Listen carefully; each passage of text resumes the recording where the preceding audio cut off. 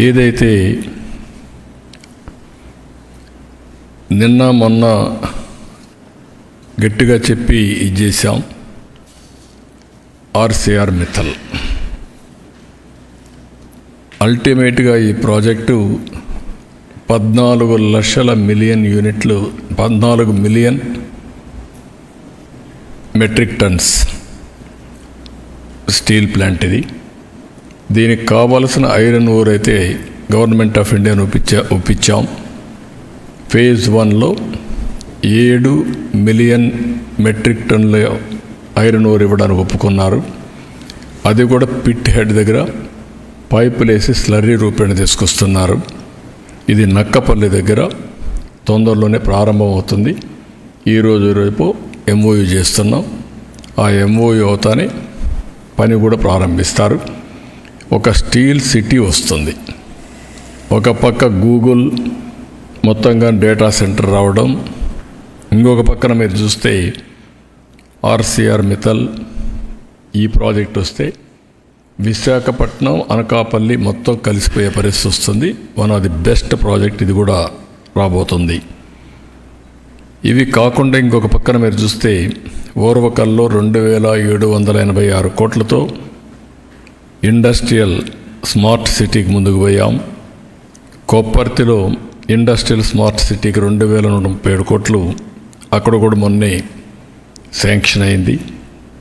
ఇంకో పక్క నక్కపల్లిలో ఈ స్టీల్ సిటీయే కాకుండా 14,000 కోట్ల పెట్టుబడులతో ఒక ఫార్మా సిటీ వస్తూ ఉంది, బల్క్ డ్రగ్ పార్క్ వస్తుంది. దీనివల్ల ఒక 70,000 మందికి ఉద్యోగాలు వచ్చే పరిస్థితికి వస్తాయి.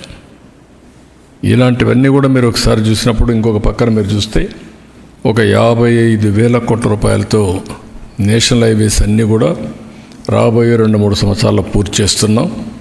ఇది కాకుండా ఔటర్ రింగ్ రోడ్డు ఉంది, అది కూడా వస్తే నేను వారిని కోరింది ఏంటంటే 8 లేన్ రోడ్డుకే శాంక్షన్ చేయమన్నాం.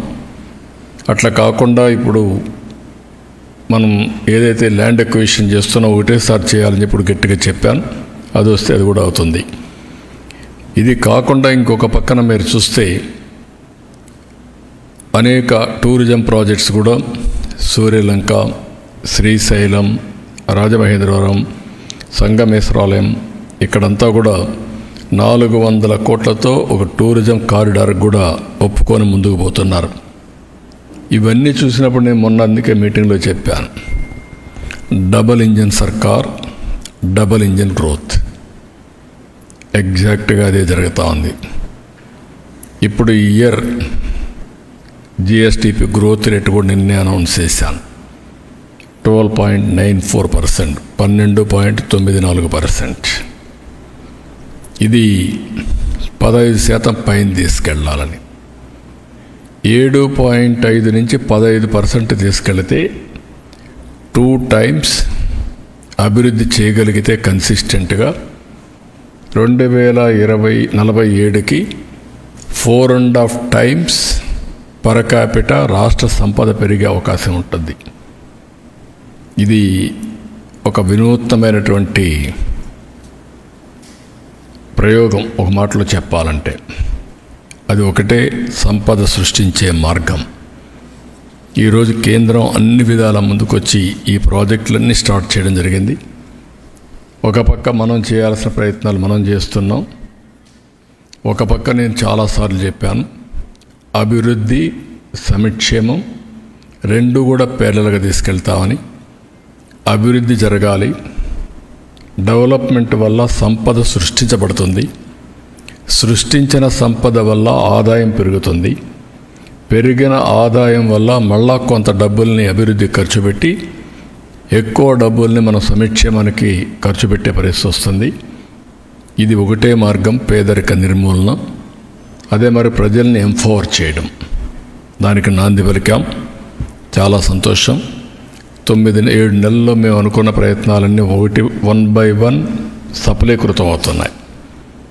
ఇది ఒక విధంగా చెప్పాలంటే అసాధారణం అనుకున్నటువంటి కార్యక్రమాలను చేపట్టాం. 7 నెలలకు మునుపు ఎటు చూసినా చీకటి.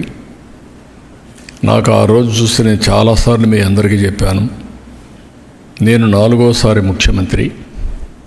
3 సార్లు నాకు ఇన్ని ఇబ్బందులు కనిపించలేదు. ఎటు చూసినా విధ్వంసమైన వ్యవస్థలు, ఆర్థికంగా ఎలాంటి వెసులుబాటు లేని ఆర్థిక వ్యవస్థ, అన్ని వ్యవస్థల్లో డబ్బులన్నీ కూడా ఎక్కడికక్కడ డైవర్ట్ చేసి మిస్యూజ్ చేసి కనీసం కేంద్ర పథకాలు కూడా నిర్వీర్యమైపోయినాయి. ఇప్పుడు అవన్నీ కూడా లైన్లో పెడుతున్నాం. ఇంకొక 4-5 నెలల్లో ఇవన్నీ లైన్లో పెట్టి మళ్ళీ గాడి తప్పిన పరిపాలన ఘాట్లో పెట్టడమే కాకుండా ఏ విధంగా ముందుకు తీసుకుపోవాలో తీసుకుపోతాం. ఇన్వెస్టర్స్లో కూడా ఒక నమ్మకాన్ని కలిగించాల్సిన అవసరం ఉంది. ఇప్పటికీ ఒక నమ్మకాన్ని కలిగిస్తున్నాం, ఇంకా నమ్మకాన్ని కలిగించాలి. ఆ నమ్మకాన్ని కలిగించి మళ్ళీ 20 లక్షల ఉద్యోగాలు కల్పిస్తా ఉన్నాం. ఒక పక్క ఉండే ఉద్యోగాలను కాపాడాలి. అదే విశాఖపట్నం స్టీల్ ప్లాంట్లో మీరు చూస్తే దగ్గర ఈ స్టీల్ ప్లాంట్ కానీ సిక్ అయితే చాలా సమస్యలు వస్తాయి. కాబట్టి ఒక పక్క దీన్ని కాపాడుకుంటూనే ఇంకొక పక్కన 20 లక్షల ఉద్యోగాలకు ఏమేమి కావాలన్నా అవన్నీ వర్కౌట్ చేస్తున్నాం. ఇవన్నీ కూడా రాబోయే రోజుల్లో ఇంకా మెరుగైన ఫలితాలు వస్తాయని చెప్పి తెలియజేస్తూ కేంద్రాన్ని ప్రత్యేకంగా ప్రధానమంత్రి గారికి అభినందనలు, ధన్యవాదాలు. మీరు ఎన్డీఏ ప్రభుత్వం ఇక్కడ ఏదైతే పెట్టుకున్నామో ఆ నమ్మకాన్ని మీరు ఒక మాటలో చెప్పాలంటే ఎన్డీఏ ప్రభుత్వం ఇచ్చిన హామీని నిలబెట్టుకోవడానికి మీరు ముందుకొచ్చి అన్ని విధాలా సహకరించారు. దానికి అభినందనలు, ధన్యవాదాలు. Thank you.